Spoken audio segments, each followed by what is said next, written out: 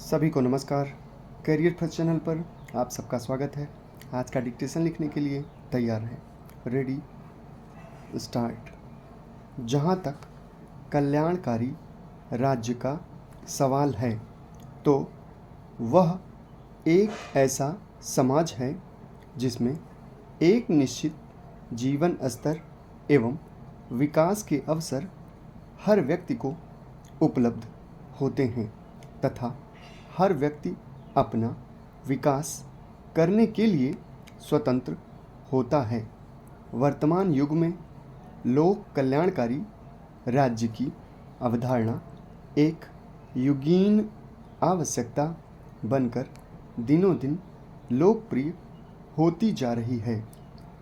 नवीन लोकतांत्रिक राज्य इसे अपना रहे हैं तथा इसके आदर्शों को मूर्त रूप प्रदान करने के लिए कृत संकल्प दिख रहे हैं।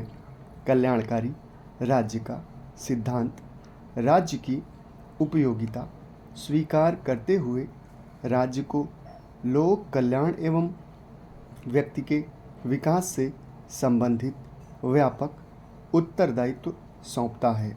बिना कल्याणकारी राज्य के सिद्धांत को स्वीकार किए लोकतंत्र और समाजवाद के आदर्शों को अमली जामा नहीं पहनाया जा सकता। भारत में आज़ादी के साथ ही नेताओं ने कल्याणकारी राज्य की परिकल्पना को साकार करने की बात उठाई। चूँकि इन नेताओं ने स्वाधीनता आंदोलन के दौरान ही समाजवाद और व्यक्तिवाद का समन्वय करने वाले लोक कल्याणकारी राज्य के सिद्धांत को क्रियान्वित करने का स्वप्न देखा था। अतः संविधान निर्माण के समय उसकी प्रस्तावना और नीति निर्देशक तत्वों के उद्देश्य के अंतर्गत स्पष्ट किया गया कि भारत को एक लोक कल्याणकारी राज्य का स्वरूप प्रदान करना है।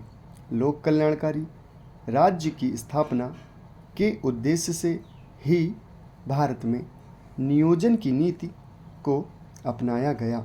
साथ ही शिक्षा के क्षेत्र में विविध प्रकार की सुविधाओं का विस्तार, जमींदारी उन्मूलन, चकबंदी, भूमि सुधार, ग्रामोद्योग जैसी व्यवस्थाओं द्वारा भारत में लोक कल्याण के धरातल पर विस्तार हुआ है। स्मिथ ने राज्य को वस्तुओं और सेवाओं के उत्पादन की छूट किसी भी कीमत पर नहीं दी। उसका मानना था कि बाजार की शक्तियाँ उत्पादन, वितरण, विनिमय, उपभोग और संसाधनों के आवंटन से जुड़े प्रश्नों और समस्याओं का अनुकूलतम हल खुद ब खुद निकाल लेगी।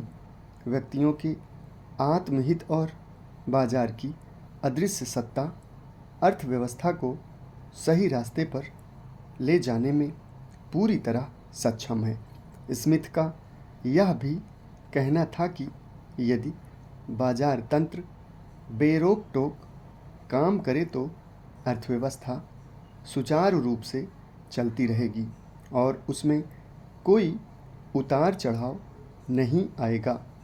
कुल मिलाकर स्मिथ की मान्यता के अनुसार राज्य को गरीब के हित, मजदूर के अधिकार की रक्षा और सामाजिक न्याय से प्रेरित होकर अर्थव्यवस्था में हस्तक्षेप करने से दूर रहना चाहिए।